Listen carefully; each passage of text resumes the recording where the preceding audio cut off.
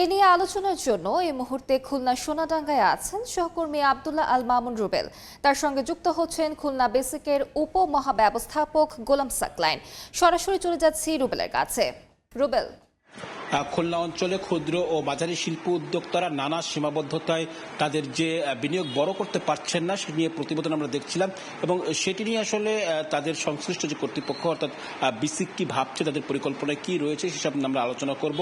আমাদের সাথে আছেন বিসিক খুলনা জেলার উপমহাব্যবস্থাপক গোলাম সাকলাইন, তার কাছ থেকে জানার চেষ্টা করব। সাকলাইন ভাই, আপনাকে স্বাগত। শুরুতে একটু জানতে চাই যে আমরা আসলে প্রতিবেদনে দেখছিলাম যে এই অঞ্চলে অনেক উদ্যোক্তা রয়েছেন, বিশেষ করে ক্ষুদ্র এবং মাঝারি শিল্প উদ্যোক্তা।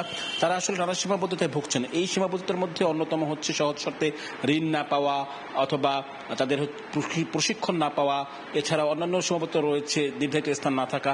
আপনারা আসলে প্রশিক্ষণের জায়গায় আপনাদের বিরুদ্ধে যে অভিযোগ রয়েছে বা সীমাবদ্ধতা রয়েছে যে খুব ছোট পরিসরে হয়, এটি নিয়ে আসলে কি বলবেন? ধন্যবাদ। আসলে বাংলাদেশ ক্ষুদ্র কুটির শিল্প কর্পোরেশন সেই সৃষ্টির শুরু থেকে অর্থাৎ প্রতিষ্ঠা লগ্ন 1957 সাল থেকেই কিন্তু শিল্প উন্নয়নে, বিশেষ করে ক্ষুদ্র এবং কুটির শিল্পের উন্নয়নে কাজ করে যাচ্ছে।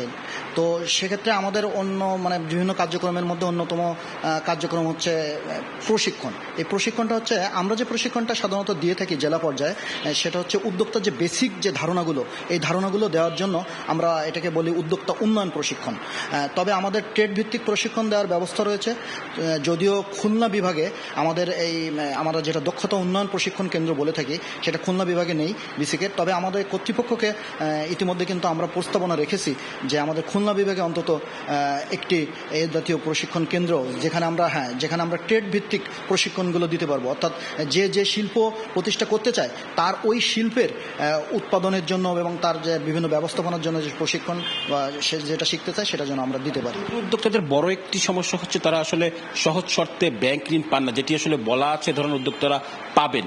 তো সেক্ষেত্রে আসলে বিসিক কি কোনো সহায়তা করতে পারে? হ্যাঁ, বিসিক কিন্তু এ ব্যাপারেও সহযোগিতা করে থাকে। বিসিকের কিন্তু নিজস্ব উদ্যোগেই কিন্তু ঋণ কার্যক্রম আছে। যারা ক্ষুদ্র এবং কুটির শিল্পের উদ্যোক্তা তাদেরকে কিন্তু আমরা সহজ শর্তে ঋণ দিয়ে থাকি। পাশাপাশি যে ব্যাংকগুলো ঋণ দিয়ে থাকে শিল্পের ক্ষেত্রে, সেখানে কিন্তু আমরা তাদের বিভিন্নভাবে লিঙ্কেজ করিয়ে থাকি।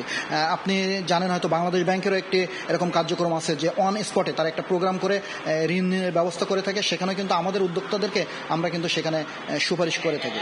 আসার কথা বললেও উদ্যোক্তারা কেন বলছেন তাহলে যে তারা আসলে ঋণ পাচ্ছেন না? এখানে আমাদের কিছু সীমাবদ্ধতা রয়েছে, এটা আমি অকপটেই স্বীকার করব। আমাদের আসলে জনবলের পাশাপাশি আমাদের যে ফিল্ড পর্যায়ে যে বিভিন্ন উদ্যোক্তা বাছাই করার কার্যক্রমটা কিন্তু আমরা করছি। সেক্ষেত্রে হয়তো আশানুরূপ না হলেও কিন্তু আমরা চেষ্টা চালিয়ে যাচ্ছি। তবে অদূর ভবিষ্যতে কিন্তু এইসব সমস্যাগুলো নিরসন করে বিসিক কিন্তু তাদের কার্যক্রমকে আরও এগিয়ে নিয়ে যেতে পারবে এবং আমরা কিন্তু সেটা করব।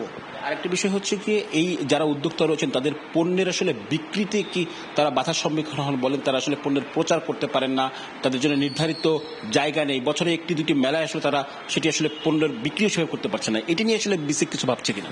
আসলে পণ্য উৎপাদনের ক্ষেত্রে কিন্তু পরিকল্পনাটা আগে, যে আমি এই পণ্যটা কোথায় বিক্রি করব বা আমার মার্কেটটা কোথায়। তো সেক্ষেত্রে আমরা কিন্তু উদ্যোক্তাদের বিপণনের যে ব্যবস্থার জন্য কিন্তু আমরা বিভিন্ন কার্যক্রম করে থাকি।